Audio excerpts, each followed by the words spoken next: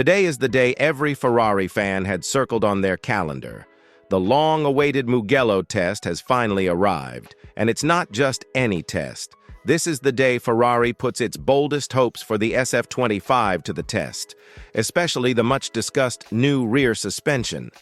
If you've been following Ferrari's journey this season, you know how critical this moment is.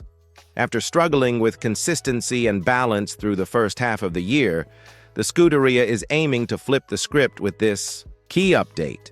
Lewis Hamilton and Charles Leclerc are splitting duties across these 2 days, and while it's labeled a filming day, we both know that behind the scenes, it's far more than just capturing some beauty shots of the car. This is about data. Pure, crucial data that Ferrari hopes will unlock a stronger second half of the season.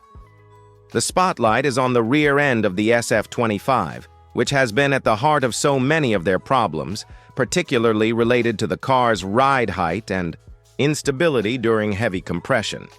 To break it down, Ferrari's original rear suspension simply wasn't rigid enough. That lack of stiffness meant they had to raise the ride height in races to avoid excessive plank wear, especially on high downforce tracks. And when you're running a car higher than you'd like, you're sacrificing performance. It's like trying to run a sprint in hiking boots. You'll get there, but not nearly as fast or as clean. This update is Ferrari's attempt to finally fix that. They want to run the car lower, flatter, and more stable under load, particularly at the start of races when the fuel tank is full. If this works, it could be a serious game changer. Now I've got to ask, do you think this new suspension is going to solve Ferrari's biggest headache? Let me know in the comments. A simple yes or no could say a lot. And hey, if you want to keep following Ferrari's progress in this second half of the season, subscribe to our channel and enable the notification bell. Your subscription is very important to us. Help us grow and reach our goal of 1,000 subscribers.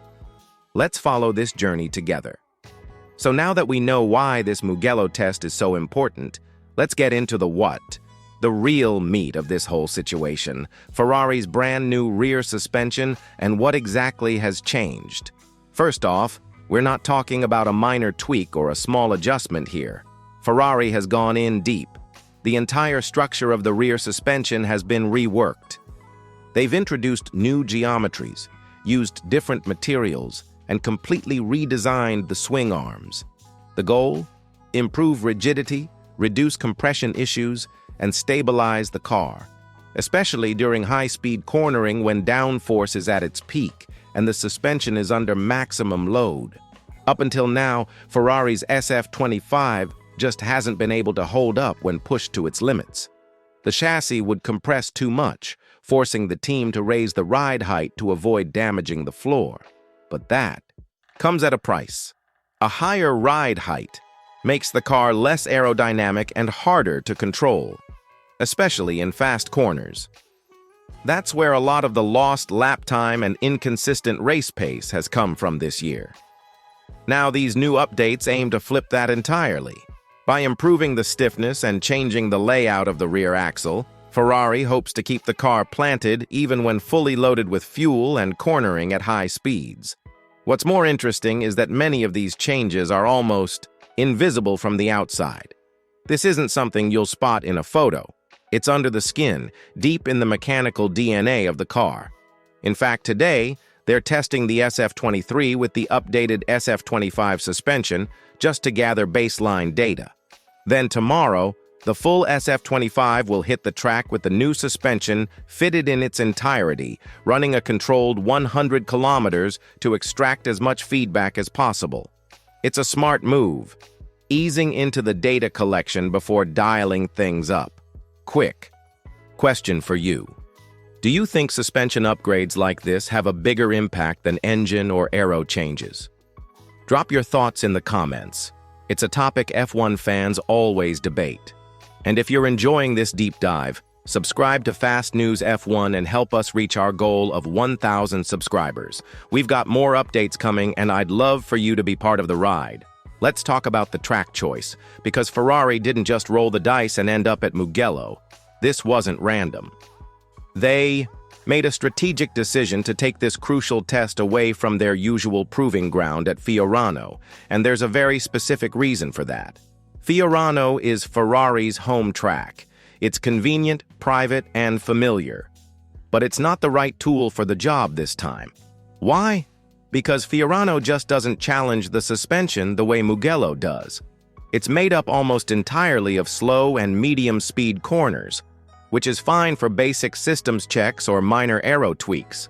But if you want to test a brand new rear suspension designed to handle high-speed loads and heavy compression, you need a circuit that can throw those exact conditions at you. And that's where Mugello shines. Mugello offers a far wider range of cornering speeds, from sweeping high-speed turns to more technical mid-speed sections. It puts the suspension under real-world stress, closer to what the car will experience on actual race weekends. In fact, Mugello used to be an F1 circuit not that long ago, so the layout is completely relevant for modern car development. That's exactly why Ferrari brought this test here, to simulate race-like dynamics and gather meaningful data. It's the kind of decision that tells you Ferrari is dead serious about solving these issues. They're not cutting corners. They know their car's biggest weaknesses show up at high speed, and Mugello is the perfect mirror to expose them. Let me throw this to you.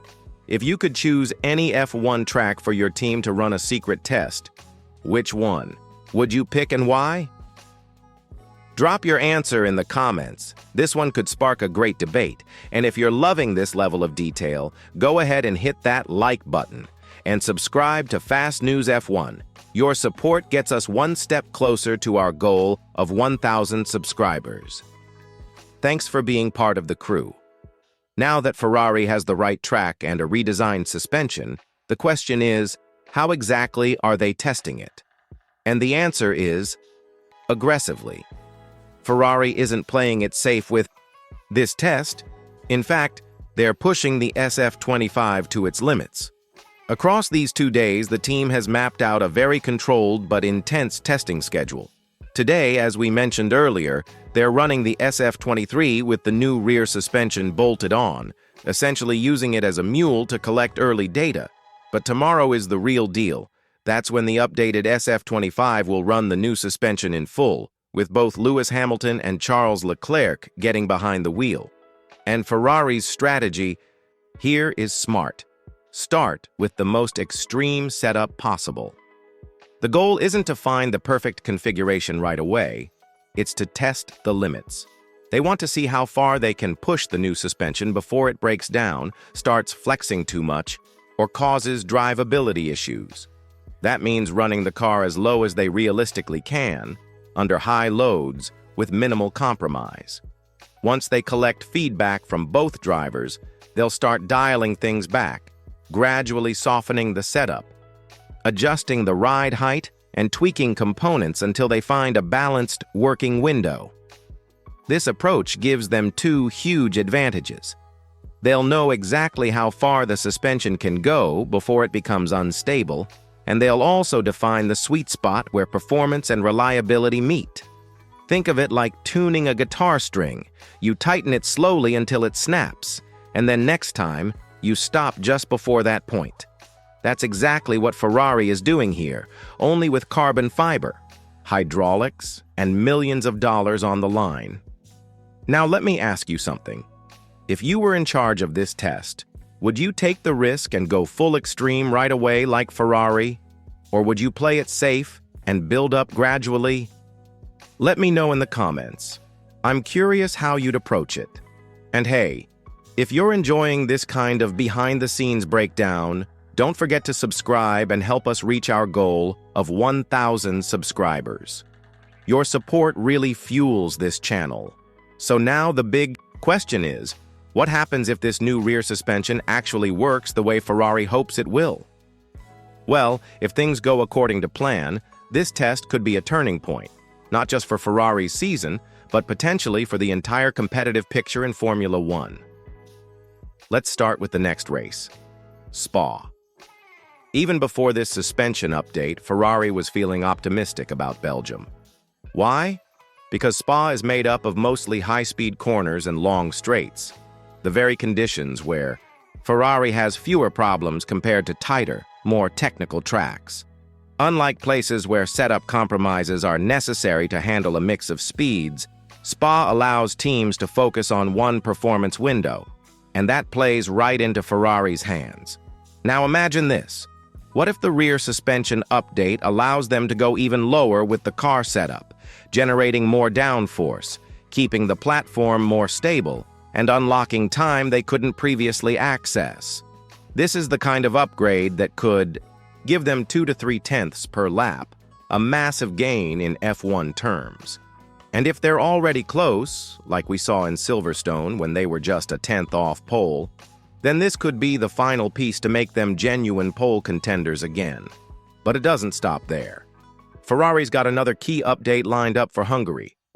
A brand new floor designed not only for more overall downforce, but also to help Lewis Hamilton get more comfortable in the car.